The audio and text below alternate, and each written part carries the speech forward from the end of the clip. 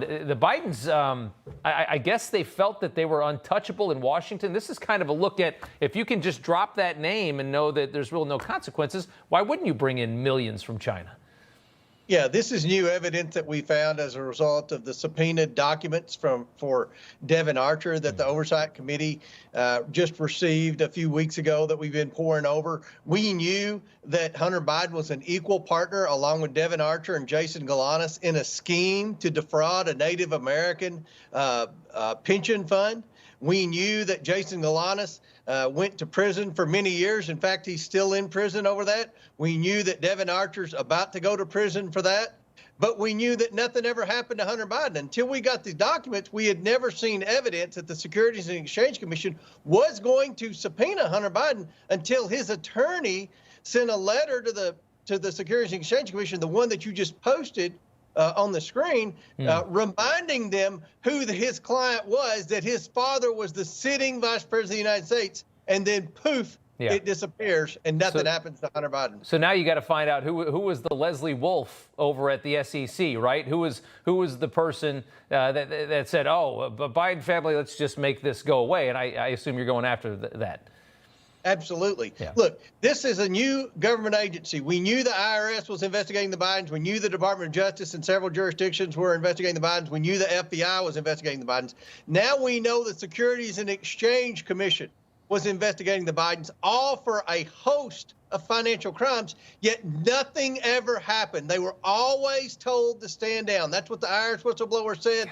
This is more evidence in this letter that we just disclosed from Hunter Biden's lawyers to a government agency. I mean, how many times does the Security and Exchange Commission drop an investigation where equal partners go to prison on someone and nothing happens? This is the only time I've ever learned of anything happening like this with the Securities and Exchange Commission. It's just more evidence of how the deep state has always covered for the Bidens. And this is why the entitled son has been able to get away with taking tens of millions of dollars from our adversaries around the world for over a decade. It's freaking incredible to see. I mean, it all just starts to make so much sense. That's the first thing I thought was, man, does that take some guts to start pumping millions from China into 10 accounts of your sister and your cousin and everyone else. I mean, it's so obvious. Like, how could they have the cojones to pull this thing off? I see now, because you can just drop daddy's name and people scramble to make it go away for you. And this, this at 55 years old, Hunter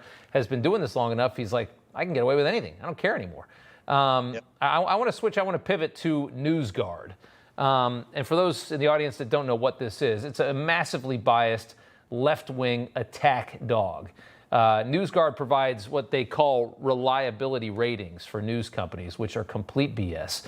They always label outlets like Newsmax, anything conservative is disinformation, and MSNBC and CNN and all the other nonsense that's even worse on the left is all perfectly fine. This is a fake organization. Their goal is obviously to bully conservative media out of existence. They want to have just one dialogue in this country. They want to have left-wing authoritarianism. Your committee has now launched an investigation into NewsGuard. You sent a letter to the CEOs, two guys named Stephen Brill and Gordon Krovitz, demanding documents related to their relationship with the federal government. What is it that you're looking for specifically? Well, we know they receive some federal funding. They have a government contract. We want to know what their criteria is that they use in determining which news networks are telling the truth and which are not.